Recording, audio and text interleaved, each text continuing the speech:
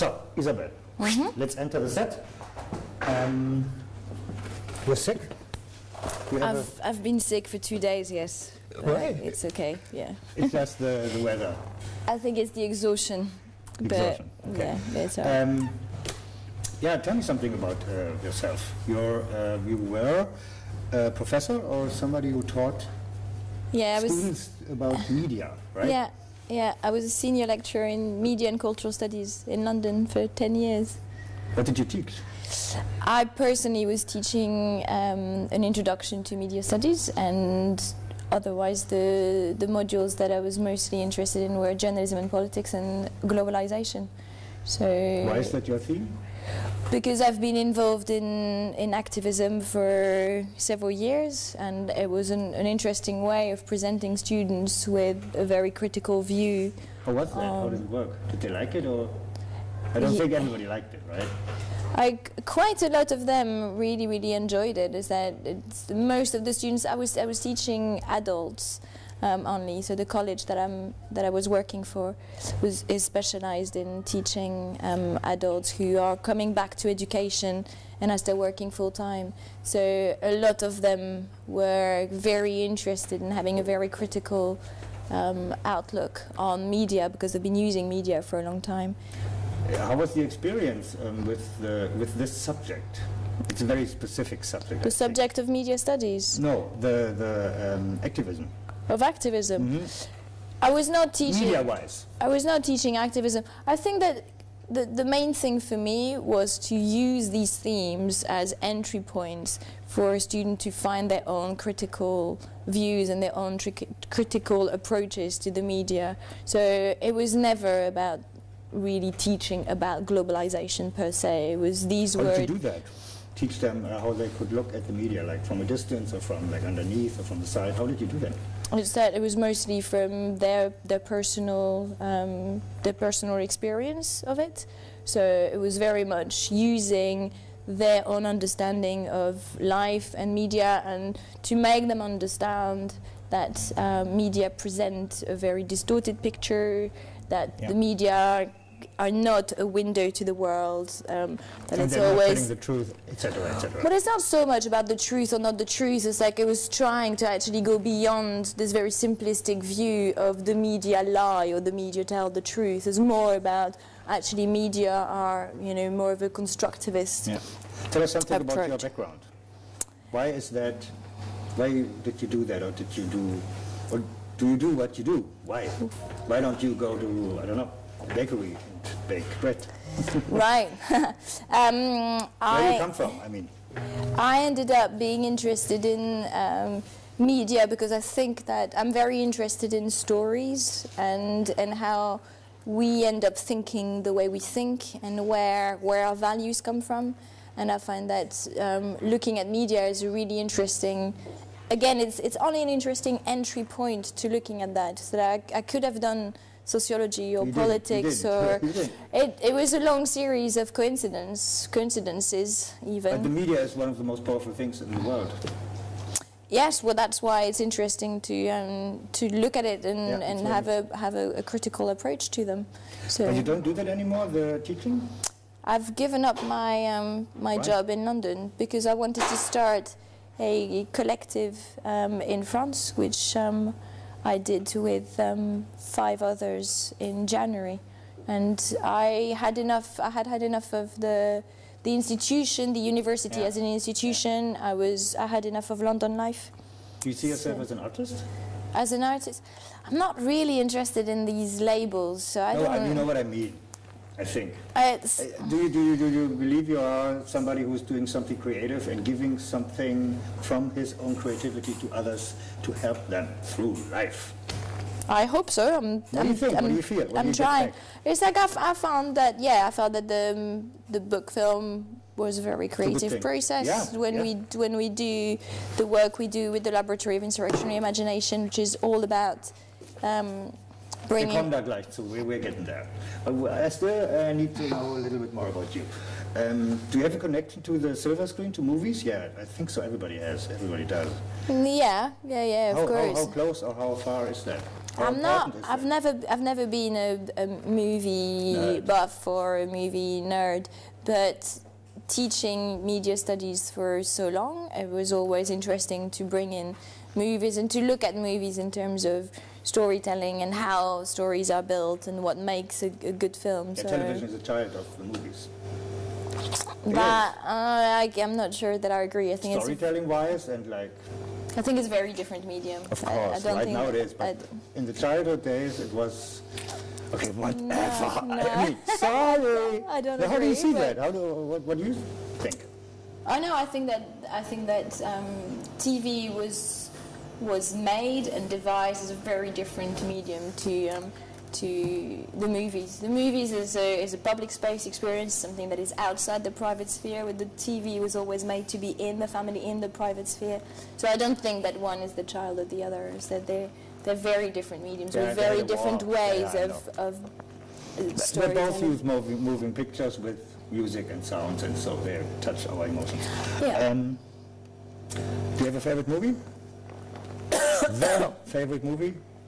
No, I don't have a favorite Right. movie. Is that because I'm one of those people when I'm being asked this question, I have the feeling that I've never seen a film in my life. So no, and I think that there are too many things that I like, and I don't like having a hierarchy of taste. And But you have a taste, don't you? of course, I have taste. And What do you like? What do you like? What is a good movie for you? Which one is a good one? Or a good director or whatever?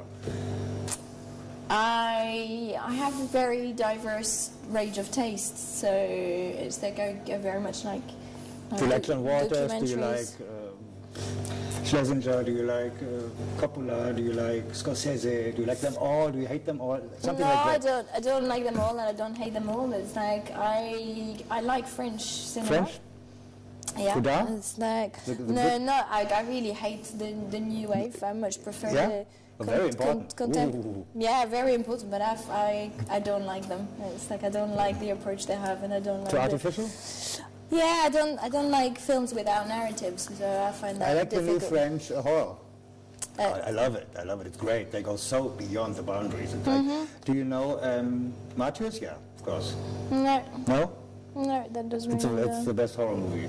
Right. Since, I don't know, like 50 years perhaps. I don't know. Exorcist was good. So, 50. Yeah, 50, yeah. Right. Yeah.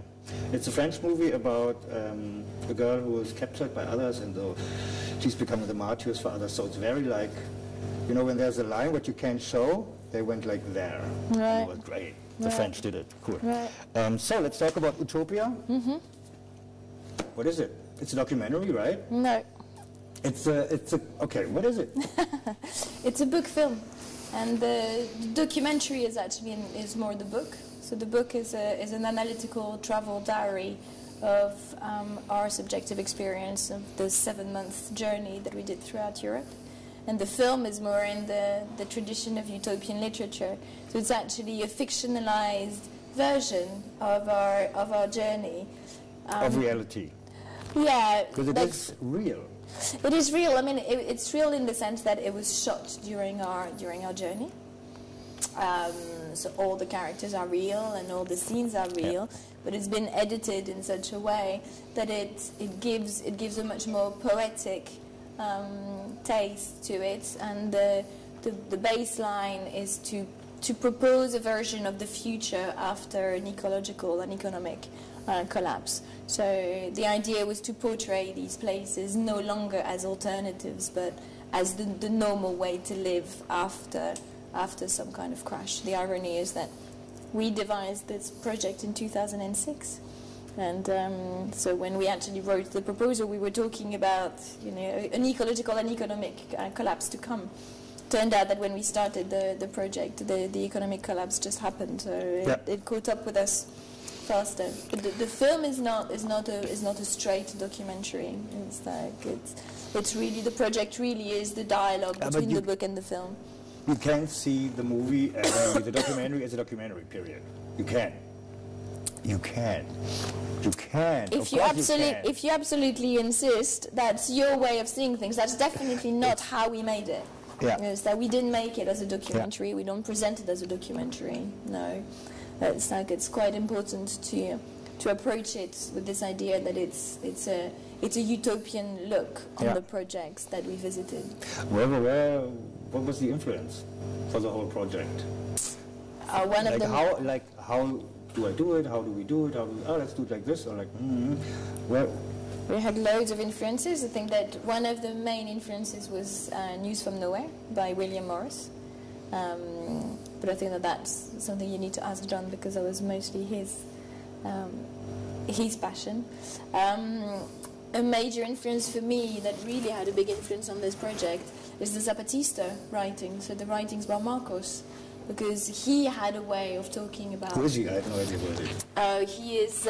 He's the spokesperson of the Zapatistas, who are rebels from Chiapas in Mexico, who started an insurrection in '94 against the oppression and exploitation that they were suffering in the southwest of Mexico. And one of the things that they've been incredibly successful at is presenting a narrative of struggle and rebellion in a completely new way. So writing political communiques in a very fresh way, like very often partly fictionalized with interesting characters. Like one of the returning characters in their stories is a very wise beetle, and so that approach, like trying to talk about politics and very serious subjects in a way that would be more poetic, is something that I personally was very influenced by. How was the work with the technicians, with the team, for example, on the attic suite?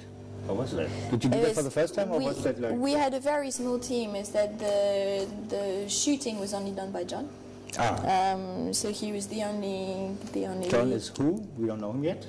John Jordan, my partner, who is the co-writer and co-director of the book film.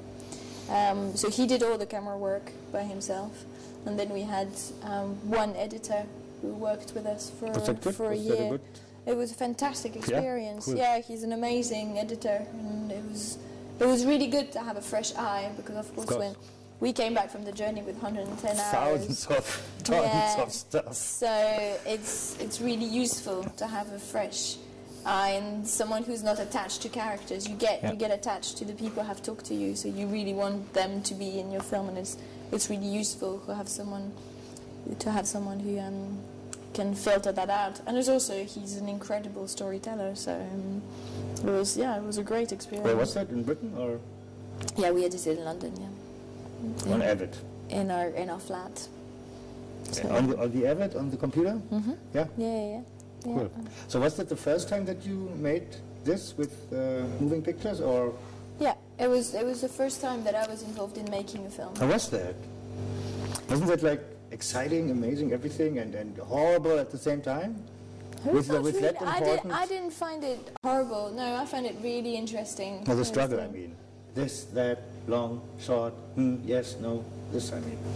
The decision process. I didn't find it horrible. I found it fascinating. The editing process was very much... John and Kip, our editor, would be working on it all day, and I was back at work at the time, so I would come back and actually have a kind of, I was the critical soundboard and say, well, actually, I don't think that works, or I really don't like this, and for me, it was just a brilliant process. It was very long. I mean, the sorting out of all the... A year, you said, right? The whole thing. Well, more than that. It took 2 years overall. Wow. Yeah. Where you got the money from? Private? We worked on very little money. We had some funding by the Ministry of Culture. Okay. A little advance from the publishers, and we wiped out our savings. Cool. Congrats. So what do you like the world to do with it? With the book film? With your work. Mm-hmm. Well, the reason why we did it was really to kind of give a lot of people who are already sensitive to the issues of, the completely disastrous system that is capitalism, that already feel that there is a problem, but are maybe a bit scared or dubious of the fact that anything can be done about it. This project was really made to give a sense of possibility and of desire and it's that. So this is really what we're trying to do with it, is to distribute it and talk to as many different people as possible, to be able to give that sense of possibility and desire for change. How was the reception so far? It's been amazing. It's that it's sold out in France, so it was released in France last year. Cool. And it already sold out. It's going to come out in paperback in November, and we showed it in literally dozens of different places, from anarchist concert to municipal library to cinemas. So it has actually attracted very, very different audiences who have been really, really enthusiastic about it. And we've received a lot of emails from people saying, you know, it's inspiring me to change my life. See, that's what I mean with like being an artist, giving something for the people that they can do their own stuff with your stuff, from your stuff. That's how I believe artists work. What art is. What next? Well, after you're done with the promo for that. The project is actually, there is the last chapter of the book is also the next chapter in our lives. Since when we were finishing the book, we got an email from a friend of a friend who said that he and some friend of his had found some abandoned land in South Brittany in France, and that they wanted to start their own community on it. So we've joined them, and cool. So we've started that. So our own project is becoming one of those very numerous laboratories and experiences of post-capitalist life. So that's the next project for us. What do you think of the media in general right now these days? 2012, the end of the world. What do you think of the media? You're the pro. You're the one who... I don't think there is such a thing as the media. I think that the media... It's the people and the people working in media, so, and making money and not making so. No, but what I mean by that is that I actually think that it's a very diverse industry that actually suffers from being crushed under the major multinationals that, in my view, they're just part of a power structure that is only there to self-sustain itself. But I also think that in the media, there are amazing independent projects and people who are genuinely trying to bring a different view on certain things. So I don't think it's fair to talk about the media as if it was a homogeneous thing. I think that there are loads and loads of really interesting projects that are finding audiences as well. So, but the new media is helping projects like yours, I believe, right? Yeah. The like whole cell phone, smartphone, Facebook, blah blah, virus thing. Of course. It's a good thing, but it's also a mix like always, right? It's like always good and bad doesn't come. Exactly. They don't come alone, like Pandora's box. Yeah. What else do you have to like tell the people? Are you happy to have done this? Yes. Right? You're proud of yourself. Cool. No, it was a great project, and I'm very happy about it. It's good that you did it. Well, it also, meant that we could change our lives. So that was a really good trigger. So Isabelle, I say thank you. Thank you very much. What do we say? In Deutschland we say gute Besserung. God bless you, no? I don't know. Good luck. Good luck? No. Good. All the best for your health. That it comes back. Get well soon. Get well soon, right? Right. So thank you very much. Let's leave the whatever it is, couch. I think it was. So.